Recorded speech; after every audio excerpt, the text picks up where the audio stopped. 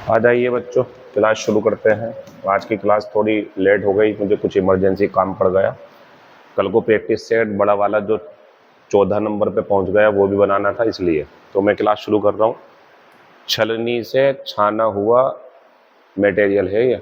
जानते हो इसका मतलब क्या होता है? इसका मतलब ये है 10-10 क्वेश्चंस में से एक चुना जाता जो हमें बेहतर लगता है। जैसे ये क्लोज थे, हमें बेहतर लगा तो हमने इसके ऊपर बना दिया। The time has come to find a permanent solution to the problem of wars। ये बता रहे हैं अब समय आ चुका है कि युद्ध की समस्या का परमानेंट सॉल्यूशन निकाला जाए। The world has seen two major wars in this century. दुनिया ने इस शताब्दी में 100 साल के अंदर अंदर 2 बड़े युद्धों को देख लिया है। एंड मैनी मिनी वार्स, और बहुत सारे छोटे छोटे युद्ध भी देख लिए। अब जब युद्ध हुए हैं तो युद्ध में जो लाखों लोग हैं वो जिंदा बचेंगे, ये अच्छा नहीं है ना। युद्ध है तो मरे हैं इसके अंदर। अब बच्चों हैव के बाद में मेन वर्ब की थर्ड फॉर्म आएगी। अगर डाइड होती थर्ड फॉर्म तो आ जाती, लेकिन डेड नहीं आएगा क्योंकि ये तो एडजेक्टिव होता है। ये तो इज़मार वाज वर्ब के बाद आएगा। डेड खत्म, सर्वाइव्ड खत्म। तो लाखों की संख्या में लोग मारे जा चुके हैं, अब ये आएगा। देखो बच्चों, ये लगाओगे तो आपको बाद में ऑब्जेक्ट देना पड़ेगा अगर एक्टिव है। हाँ, अगर वो पैसिव है तो ये शुरू में पहुंच जाएगा, लेकिन ये तो एक्टिव वॉइस है। हैव के बाद थर्ड फॉर्म एक्टिव वॉइस, तो इसके बाद में एक ऑब्जेक्ट और होना चाहिए था जिन्हें मारा जाता, लेकिन ये लोग ही मरे हैं तो ये मार थोड़ी रहा है किसी को, ये मर गए हैं। पेरिस्ड ही डाइड होता है बच्चों, इसका मतलब मरना, खत्म होना ही होता है, ये इसका मतलब है। लाखों की संख्या में लोग मारे जा चुके हैं। एंड मैन, अब कौन सा मैन, आगे बढ़ेंगे। अब ये शब्द आ रहे हैं बच्चों, तो बता रहे हैं लाखों की संख्या में लोग मारे जा चुके हैं और अभी तक इंसान ने इससे कोई सीख नहीं ली। अभी तक कोई सीख नहीं ली। प्रेजेंट परफेक्ट निगेटिव, और प्रेजेंट परफेक्ट निगेटिव में जो इस्तेमाल होता है वो यट होता है। इसका इस्तेमाल नहीं कर सकते, इसका इस्तेमाल करते तो इसका मीनिंग होना चाहिए था अभी भी ऐसा होता है। ये कह रहा है अभी तक ऐसा नहीं हुआ, तो अभी तक ऐसा नहीं हुआ में यट पकड़ा करो, और अभी भी ऐसा होता है जैसे पहले होता था। आज भी वो खेलता है, आज भी वो पढ़ रहा है, आज भी वो जो है पढ़ाता है, आज भी वो क्रिकेट खेलता है। ये सब स्टिल के नियम है। जस्ट का मतलब होता अभी अभी कुछ काम हुआ है। ऑलरेडी का मतलब होता पहले ही, लेकिन हमारा मीनिंग है लाखों की संख्या में लोग मारे जा चुके हैं लेकिन इंसान ने अभी तक इससे कोई सीख नहीं ली, ये इसका मतलब हो जाएगा। ऑल ओवर द वर्ल्ड, पूरी दुनिया में। देयर आर बिटवीन नेशंस, अब आगे चल के और बता रहे हैं हाल ही के समय में। हमने आगे बता रहा है ईरान इराक का युद्ध देखा, इराक का कुवैत का युद्ध देखा, जो लगभग तृतीय विश्व युद्ध की तरफ पहुंच चुका था। तो ऐसा लग रहा जैसे कि पूरी दुनिया में देशों के बीच में, अब बताओ बच्चों, काट दो, ये तो अच्छा मेलजोल होता है, ये तो नहीं होगा। अगर युद्ध हो रहा है तो ये कहाँ से आएगा? हाँ, अगर ऐसा माहौल बनाना चाहिए युद्ध रोकने के लिए, ऐसा मीनिंग होता तो ये लगाता मैं, लेकिन यहाँ मीनिंग है पूरी दुनिया में देश एक दूसरे के खिलाफ। कॉन्फ्रंटेशंस का मतलब होता है एक दूसरे से टकराव होना, एक दूसरे का सामना करना, एक दूसरे के खिलाफ होना, ये इसका मतलब है। तो बता रहे हैं पूरी दुनिया में राष्ट्र, देश एक दूसरे के खिलाफ हैं, ये बाधा होती है, ये प्रदूषण होता है। इन रिसेंट टाइम्स, हाल ही के समय में। अब बच्चों देखो, हाल ही के समय में हमने ईरान इराक को नष्ट कर दिया, अच्छा नहीं है।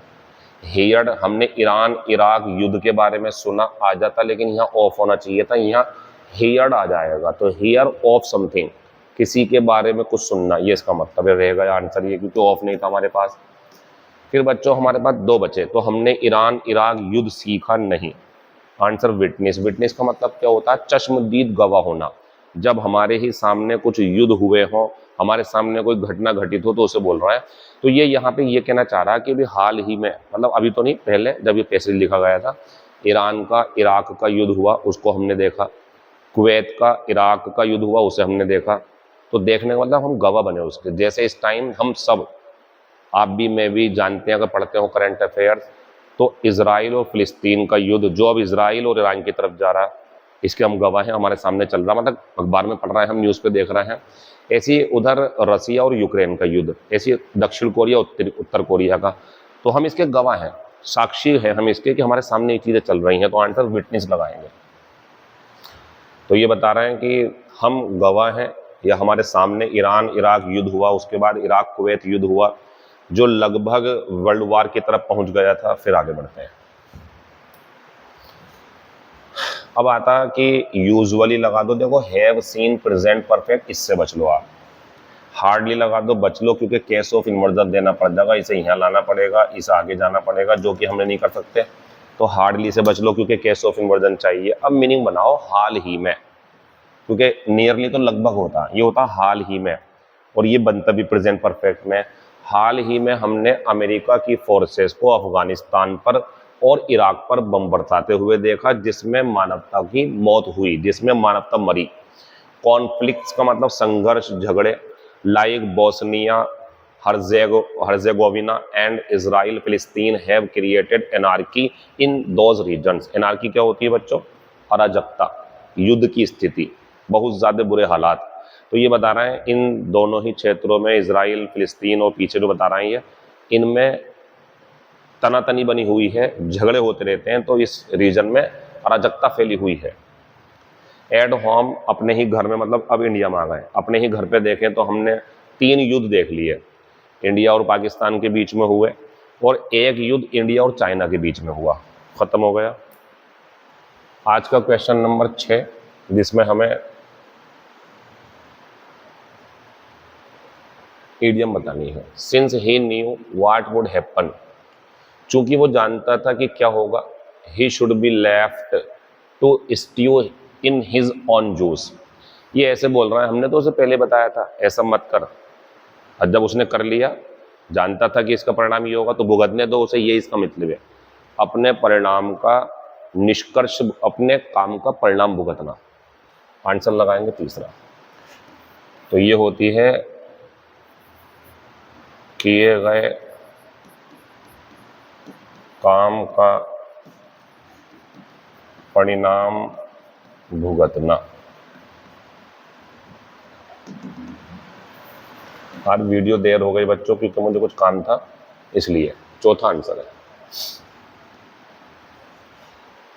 डिस्पाइट द स्प्यूरियस स्टेटमेंट, झूठा कथन के बावजूद, the suspect made about his whereabouts on the night of the murder, the police had to release him because of a lack of evidence. तो बता रहे हैं झूठे स्टेटमेंट के बाद बावजूद सस्पेक्ट को जो है अपना जो है ठिकाना बताना पड़ा मर्डर वाली रात को, और पुलिस को उसे छोड़ना पड़ा।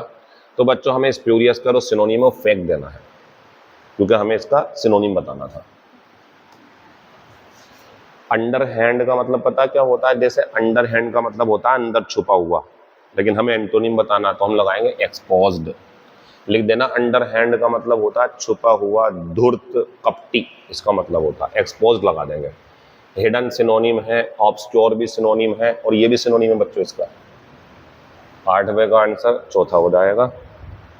अच्छा, इसमें आओगे अगर मीनिंग चाहिए आपको, तो नेचुरल का मतलब प्राकृतिक, एंटोनिम होगा आर्टिफिशियल, ये वास्तविक होता है, ये प्रमाणित होता है। फिर आगे जाएंगे, which sentence uses capital letters correctly, इस वाक्य में कौन सा सही तरीके से कैपिटल लेटर बनाया गया है। तो मैं बताता हूं आपको। देखो, आई बढ़िया है, डब्ल्यू बढ़िया, बी बढ़िया, मूविंग टू, लेकिन देशों के नाम जो होते हैं ना, प्रॉपर नाउन होते हैं, और प्रॉपर नाउन का पहला शब्द कैपिटल बनता है, चाहे बीच में क्यों ना हो। आई बढ़िया, लेकिन ये विल का डब्ल्यू गलत है। ये तो हेल्पिंग और मैन वर्ब चीज़ें जो बीच में सिंगल मतलब स्मॉल लेटर में बनती है ना, ये गलत हो गया ये। फिर आते हैं बढ़िया, डब्ल्यू बढ़िया, बी बढ़िया, मूविंग बढ़िया, टू बढ़िया, चाइना का सी कैपिटल बढ़िया, यही आंसर है। यहाँ आएंगे तो बढ़िया बढ़िया बढ़िया, लेकिन ये गलत हो गया, बीच में कैसे कर दोगे आप। नो का आंसर तीसरा, ये पंक्चुएशन है, हाई कोर्ट के लिए लिखा हुआ है।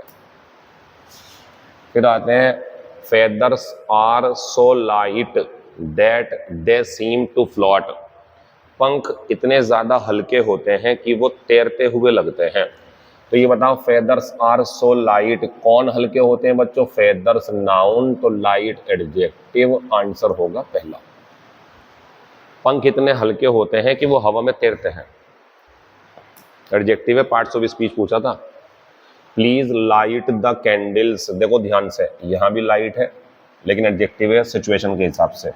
यहां भी लाइट है और आप जानते हैं प्लीज के बाद बोल के देखो, please go out, please come here, तो प्लीज के बाद अगला शब्द इंपेरेटिव सेंटेंस होता है और ये क्या होता है? Man verb. तो इसका आंसर क्या होगा हमारा? तीसरा।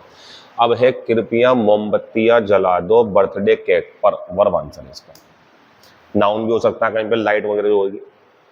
फाइंड द करेक्ट सेंटेंस, देखो प्रैक्टिस क्लास है, बहुत ज्यादा इस पे डिटेल में नहीं जा सकते, बहुत टाइम हो जाएगा, लेकिन सुनो आप। नॉट से पहले नीड जो है ये मॉडल होती है, और जब ये मॉडल होती है तो इसके बाद में डायरेक्ट फर्स्ट फॉर्म आती, टू नहीं आता। जब नॉट से पहले नीड होती है तो मॉडल होती है और मॉडल में डज नहीं आता। जब नॉट से पहले डेयर्ड होती है तो मॉडल होती है और टू नहीं आता। और नॉट से पहले नीडेड मॉडल है, टू नहीं आएगा, सब बढ़िया है, तीसरा आंसर है। डज नहीं आता लेकिन नीडेड हो जाता, तीसरा आंसर सही है। इसके लिए आपको पढ़ना पड़ेगा नीड और डेयर, जो हम अपनी क्लास में क्वेश्चन टैग में पढ़ाते हैं। अगर आप हमारे पास पढ़ते हैं तो वह समझाएंगे हम आपको ये, और जिन बच्चों को मैंने पढ़ा दिया होगा उसका ये आंसर सही गया होगा, उसे टीवी देखने की जरूरत नहीं थी। Choose the masculine gender of the given noun. Nun होती हैं बच्चों भिक्षुणी, और जहां ये रहती हैं वो जगह क्या कहलाती? कॉन्वेंट। जहां ये रहती हैं सब लोग, कॉन्वेंट कहलाती है वो जगह। तो इन्होंने इसका, ये फीमेल है, इसका फेमिनिन जेंडर पूछा, मॉन्क बन जाएगा, ये होते हैं भिक्षु। और जहां ये रहते हैं वो जगह क्या होती है बच्चों? वो अलग होती है, वो मोनेस्ट्री होती है। और जब इतनी बातें चल रही हैं तो आप ध्यान रखें, जो मॉन्क का हेड होता है वो क्या होता है? एबॉट। और जो नन की हेड होती हैं वो क्या होती हैं? एबेस। स्पेलिंग देख लेना, कल वाली क्लास में था ये। 13 का आंसर दूसरा हो जाएगा। In the above sentence point out the gender of the word spouse. देखो बच्चों, स्पाउस का मतलब होता है पति या पत्नी, दोनों है। जैसे डॉक्टर लड़का लड़की भी हो सकता, टीचर लड़का लड़की भी हो सकता, लेकिन अगर लॉयन है तो वो मेल है, लॉयनेस है तो वो फीमेल है, और अगर हॉर्स है तो मेल है, और अगर मैर है तो वो फीमेल है। यानी कि मेल फीमेल अलग होते हैं, लेकिन ये दोनों के लिए आता, तो ये कॉमन जेंडर होगा। अब आप समझ लें मैस्कुलिन जेंडर क्या होता।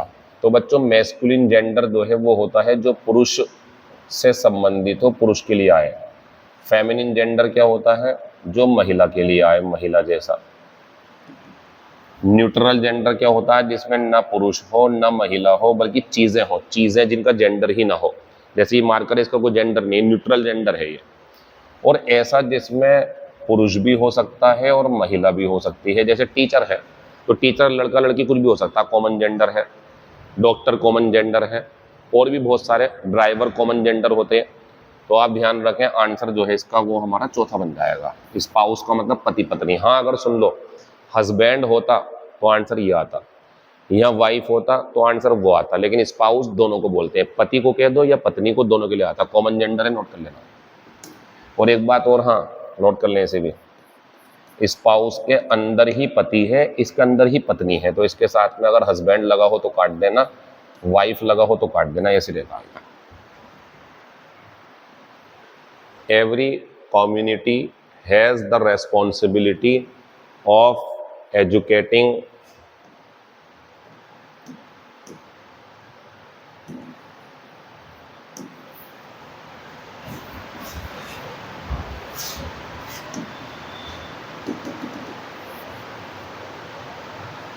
चलो मैं बता देता हूँ, वहाँ पे कुछ जो है ना मिसप्रिंट है हल्का सा। Every community has the responsibility of educating है यहाँ पे, ठीक है ना, एजुकेटिंग। इट्स बहुत बढ़िया। तो ये बता रहा है हर समुदाय की जिम्मेदारी है कि वो अपनी आने वाली, समुदाय के लिए इट्स, अपनी आने वाली जनरेशन को पढ़ाए। फॉर यहाँ पे कंजक्शन है, क्योंकि आगे देखो क्लोज बन रहा है ना, कंजक्शन है फॉर, क्योंकि एजुकेशन इज द मास्टर की। एजुकेशन अब सबसे ज्यादा जरूरी चीज बन गई है। विच विल, मुझे बताओ विल के बाद में मेन वर्ब की कौन सी फॉर्म आती है? First form. 1 नंबर मिलेगा आपको। Which will open all closed doors, जो सारे बंद दरवाजे खोल देगी। आंसर बच्चों एरर में विल के बाद फर्स्ट फॉर्म आएगी। फिर आगे बढ़ेंगे। मैनी अमेरिकन पॉलिटिशियंस, एस बहुत बढ़िया लगा हुआ है, हैव भी सही लगा हुआ है। तो बहुत सारे अमेरिका के नेता लोग आरोप लगा रहे हैं। द कॉन्टिन्यूअस एडजेक्टिव हो गया।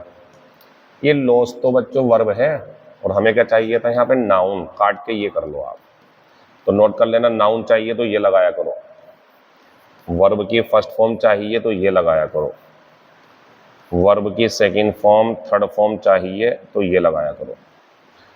ये बहुत ज़रूरी क्वेश्चन चल रहा है एसएससी के लिए भी और हाई कोर्ट के लिए भी। रामबाण क्लास चल रही है आपके लिए। मैं ज़्यादा इस बारे में बोलता नहीं हूँ क्योंकि मुझे लगता है जिसे पहचान करनी होती है ना अपनी ज़रूरत की चीज़ों की, वो कर लेता। जैसे लग रहा होगा मेरे काम की देख रहे होंगे, अब मैं यहाँ पे बोलूँ लाइक करो, सब्सक्राइब करो, शेयर करो, क्या फ़ायदा उस चीज़ का? जहाँ पहुँचनी है, जहाँ बच्चे चाहते हैं, जिन्हें ज़रूरत है ढूंढ लेते हैं वो चीज़ों को, उन्हें मिल जाएंगी क्लासेज। ये ज़रूरी है। अब मेरी नज़रों में तो इम्पोर्टेंट है ना, क्या पता आप लोगों की नज़रों में ना हो, तो मत देखो आप। मेरी नज़रों में तो बहुत इंपॉर्टेंट है। 9 साल के अनुभव से बोल रहा हूँ मैं।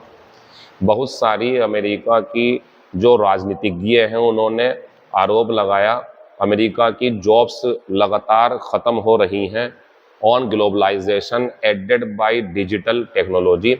तो जो टेक्नोलॉजी अब आई है उसने काफ़ी सारी जॉब ख़त्म कर दी है। लॉस LOSS होगा। The king gave him a reward. देखो बच्चों, अगर ए रिवार्ड आपको लगाना था शुरू में तो वाज गिवन के बाद में यहाँ आना चाहिए था बच्चों क्या? To him. अगर मान लो दिल था आपका, और यहाँ आना चाहिए था बाय द किंग, इनके द्वारा दिया गया। ऐसे होता तो ये भी आंसर है, लेकिन चलो अभी तो ऐसा नहीं था। ही के साथ में वर नहीं आएगा, काट दो।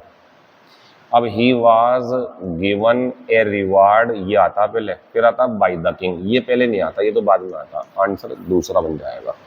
उसे एक पुरस्कार दिया गया था राजा के द्वारा। नरेशन की बात करें अगर, तो ही सेड टू मी। अब आप देख रहे होंगे सर इन्वर्टेड कोमाज नहीं है, ये भी एक तरीका है नरेशन लिखने का। कोमा लगा के ऐसे लगा दे डायरेक्ट। उसने मुझसे कहा I have often told you not to play with fire. मैं अक्सर तुमसे ये कहता आया हूँ कि आग से मत खेला करो। बाहर का क्लोज पास्ट में तो हैज गलत, और जब हैव था तो ये सेड में जो सेकंड फॉर्म है ये गलत है। और ये ही said to me often told, simple सा आंसर है। ही टोल्ड मी, दैट लगा दिया इसे हटा के, आई का कर दिया ही, और हैव का कर दिया had often told me not to play with fire. दूसरा आंसर होगा।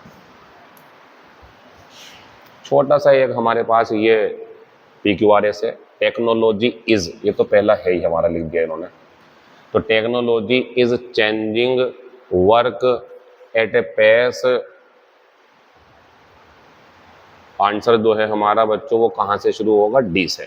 अब डी से तो कई सारे आंसर हैं, चलो देखते हैं। डी के बाद सी आएगा, इसे तो उठा दो यहाँ से आप, क्योंकि आएगा ना इसे मार के बाद आएंगी। तो टेक्नोलॉजी हमारे काम को इतनी तेजी से बदल रही है। अब जाएंगे हम DC।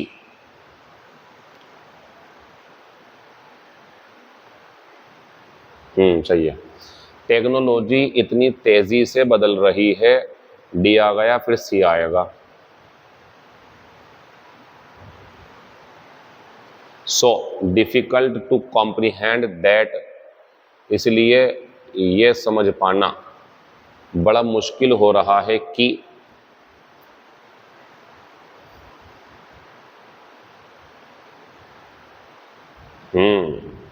अब आया मीनिंग सही से पकड़ में, देख लें।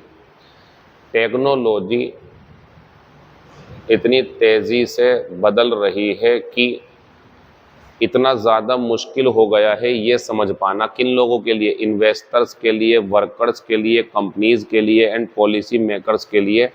Are clueless about how to safeguard jobs, की जॉब कैसे बचाई जाएं। तो मैं जाऊंगा बच्चों DCBA, DCAB चौथा आंसर है इसका। अरे रुको एक मिनट, हाँ ठीक है, चौथा आंसर। ये ऐसे होते हैं ना तो इतना कंफ्यूजन नहीं होता। मैं बार बार सोच रहा हूँ वो बी है या सी है। आप आंसर चौथा लगाना इसका। ये एक छोटा सा सवाल है बच्चों, ये कॉन्फिडेंट, इसमें देखो ध्यान से ए है, ये कॉन्फिडेंट ई वाला, इसमें ई और ए है, और ये कॉन्फिडेंस है।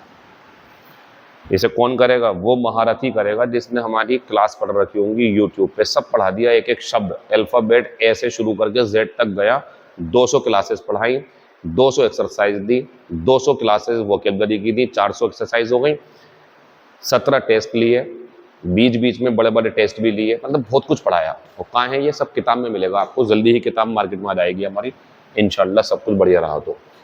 She is my closest friend, वो मेरा सबसे करीबी दोस्त है, लेकिन लड़की है, ध्यान रखो।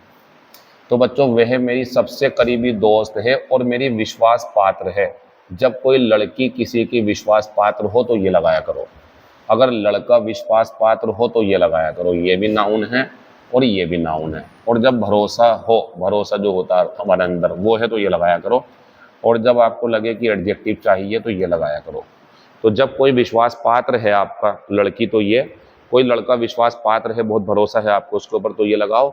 और जब व्यक्ति खुद में ही भरोसा करता है कि मैं ऐसा कर लूंगा, तो ये लगाओ। और उसका वो जो भरोसा है वो कॉन्फिडेंस होता है। ज़्यादा डिटेल की जानकारी के लिए सी वाली क्लास में कहीं ना कहीं मिल जाएगा आपको यूट्यूब पे, वहाँ देख लेना। मैं आपको राय दे रहा हूँ थोड़ी सी, एक किताब को नहीं कह रहा, वो आपका अलग इशू है, परचेज करनी नहीं करनी, लेकिन ये ज़रूर कह रहा हूँ, अगर आप एसएससी या किसी भी एग्जाम की तैयारी कर रहे हो, वोकेबलरी में परेशानी है, अब तो पेपर देकर आओ जैसे भी है, अगली बार अगर लगे कि तैयारी करनी पड़ रही है तो हमारी 200 क्लास को टारगेट बनाना, यूट्यूब पे वीडियो देखना, टेलीग्राम पे खूब पेपर पढ़े में वहाँ से निकाल लेना पीडीएफ जो भी है, या बाजार में किताब आएगी वो सस्ती पड़ जाएगी आपको, वो देख लेना, अगर नहीं चाहिए तो पीडीएफ देख लेना वहाँ से, ठीक है, लेकिन वीडियो जरूर देखें आप। और वीडियो अगर आपने 200 क्लास कंप्लीट कर ली तरीके से, और जिद है अगर आपकी कामयाब होना है तो करनी चाहिए आपको, आपकी सारी समस्याएं दूर हो जाएंगी इस तरीके के सवालों की। बाकी बात आपसे बाद में होंगी। Thank you, all the best, see you tomorrow.